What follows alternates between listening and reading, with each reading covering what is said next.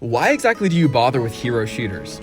I mean, here you are, you found your way to a channel with double-digit subscribers that spends most of its time talking about the genre, so you must be in pretty deep.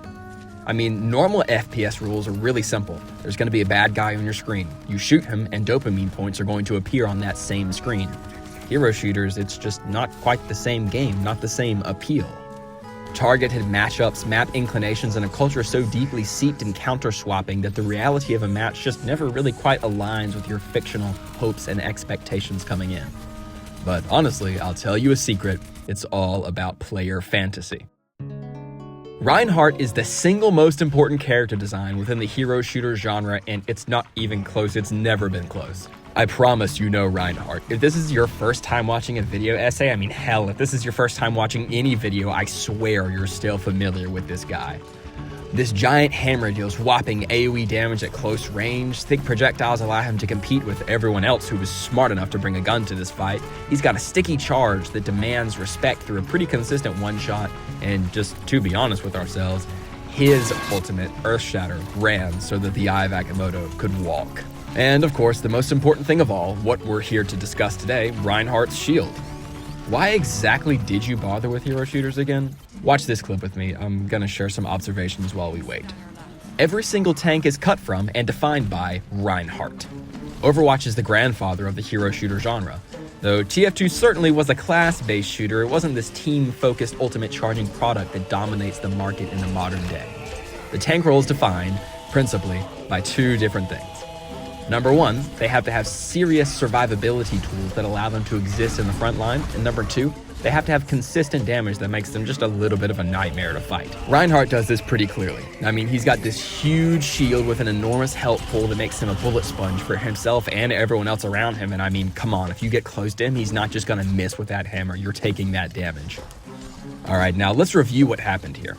This strange little battle dance us two Reinhardts are doing in this clip makes it much more difficult for DPS characters to land free damage on much of anyone. Furthermore, because of where we're doing it, the DPSs can't actually change that fact.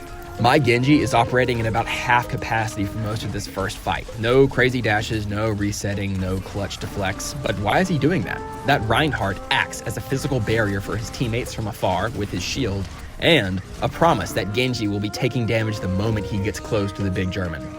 What would happen if he ignored this? Well, look at this Cassidy who found himself in the same position in the Reinhardt mirror. My shield prevents his teammates from assisting him, and my consistent hammer damage makes sure he doesn't actually escape the front line with his life. Speaking of DPSs, let's check out what my hero, Ugly Pants, was doing in the next fight. We're obviously feeling out this situation, jumping down high ground, low ground. The enemy team wants to sneak past us, but honestly, we're pretty consistently bulldogging them away. After Mr. Pants here secures a pick, I establish a front line and make some space for the team. Throughout this fight, Genji is allowed to shoot freely and even dash through the team without ever dropping below 200 health. Of course, what is space and how to make it is another video in its entirety, but the conclusion here is that Reinhardt acts as a present and future battlefield controller. Cassidy and Genji are both looking to simply click on you until you die. If you want that gameplay experience to be delivered simply and consistently, you're gonna have to go to Battlefield or something. I posit that the archaic idea of off-tanks and main tanks was founded entirely around Reinhardt, which is honestly similar to the effect Mercy had on the support role. After the main question of what is a tank was answered by Reinhardt, every following character spawned from a what-if conversation between developers around the role. So, I mean, excellent, these are all great things. I'm glad we can figure these things out. Consider subscribing if you stayed for this long. But this all begs the question, I mean, we haven't really asked what we're here for today. Why do I love Reinhardt? Why should you love Reinhardt? Why does everybody love Reinhardt? Well, it really all stems from a great deal of respect from Blizzard's design philosophy during his actual development way back a decade ago. It's basically common knowledge by now that TF2 played a meaningful role in Overwatch's development. TF2 is really starting to get away from the ever-popular Call of Duties, sort of just like swapping weapons rather than actual classes that have specialized kits and matchups between each other. And out of that environment came Reinhardt, who has really set the standard for a decade. I mean, everyone in the tank roster has been in some form, I think, at least existing in consideration to Reinhardt. I don't think that any of the tanks in any hero shooter games moving forward exist in a vacuum. I think that they really set a strong standard. Honestly, to give like a boomer reference, it reminds me of Mario 64 in the sense of making that leap forward to establish what can be done with a certain idea and just having people follow behind for years and years to come. So how does he do that?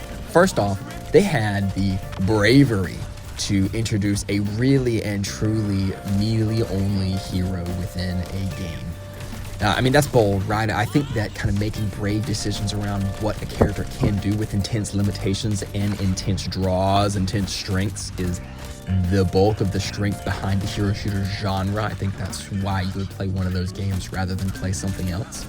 But really, Reinhardt only having his hammer and only having, two other... I mean, okay, his shield is his alternate fire, so if you really want to count a shield 2, we'll go for 3 extra basic abilities. His kit is really simple. You do not have to press a lot of buttons to play Reinhardt. He's not very demanding. And because of that, he can kind of be played by everyone, and Reinhardt exists naturally in this team player role. Like, he's there to shield the teammates. He's there to be a target to get shot at instead of the teammates. And Blizzard sort of making his design simple enough that anyone can execute that, I think has done a lot for the game moving forward. I mean, it harkens back to Rocket in Marvel Rivals in the sense of a team very frequently needs something in particular, and the game design team is not afraid to put the power of satisfying that need into the hands of a hero who's really not all that complicated, so it's not miserable kind of swapping. I think that's kind of a necessity that's come out of the misery that is counter-swapping throughout all of these hero shooter games, whether it be Marvel Rivals or Overwatch. So, despite existing initially in a market that was like almost 100% dominated by like just guns, right? Just shoot the guy. And honestly, that thought kind of harkens back to Demo Man from TF2, right? There was a way you could make Demo Man melee only. There's a certain kit that you could work with him to make him a melee character. But Reinhardt is only ever melee. There's nothing you can ever do with that character to bring anything other than a hammer to a fight wherein just about everyone has a gun. Honestly, Vendetta is a little bit of kind of a deviation from the norm with the recent DPS drops because she is, she has the projectile, yes. I mean, yes, she still has ranged capabilities, but she too is just a melee character. But, Reinhardt did this back in the mid, 2015s or whatever. So this is a big deal. And with what Reinhardt does, especially given the ever-popular payload mode, but I mean, this is even effective on things like King of the Hill, just basically operating as mobile cover totally changes this game's relationship with sort of like diving DPSs and backline DPSs, who's dealing damage from where to what goal.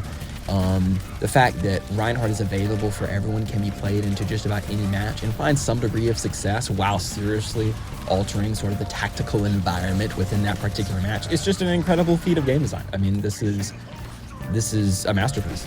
Blizzard set the standard moving forward for plenty of games. But that's enough yapping about this character who has like 3 abilities.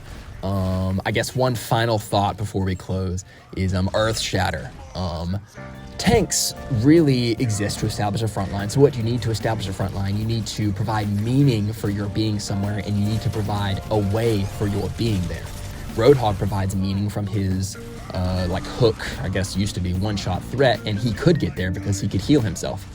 Diva provides meaning because her thrusters can allow her to dive just about anyone that she wants to, but she can get there because her health pool is massive and she has defense matrix. Reinhardt, his shield is kind of both of those. His shield is oftentimes his route to the front line and what he's going to do once he gets to the front line. And so how does Reinhardt make this front line meaningful? I mean, what's preventing enemies from literally just walking through this barrier? It blocks bullets, not people, you know what I mean? But providing utility in the form of CC and consistent damage makes them kind of scary, makes it to where, DPS characters aren't the only players that are dealing any damage in a match. Can you imagine how miserable of an environment that would be? But yeah, Reinhardt does a really good job as a tank. He sets this real standard for really being team focused in a way that can very much so still be applied to him. You can hold up the shield for just yourself, but you are not operating at full capacity. But all of that aside, with these stuns and this damage and this shielding, I think we owe a lot to whoever designed Reinhardt moving forward into the hero shooter genre. Thank you for watching. I am flattered that you spent this much time checking out some indulgent video talking about game design, nerding out about it for God knows how long. But I will implore you to comment your own thoughts about Reinhardt. What do you think about the character? What do you think about his development? Do you think he was a horrible idea? Do you think he's for geniuses that are tactically focused? Do you think he's for idiots who just want to swing hammers? Let me know down below in the comments and I'll get back to you guys. Peace. See you later. Enjoy your day.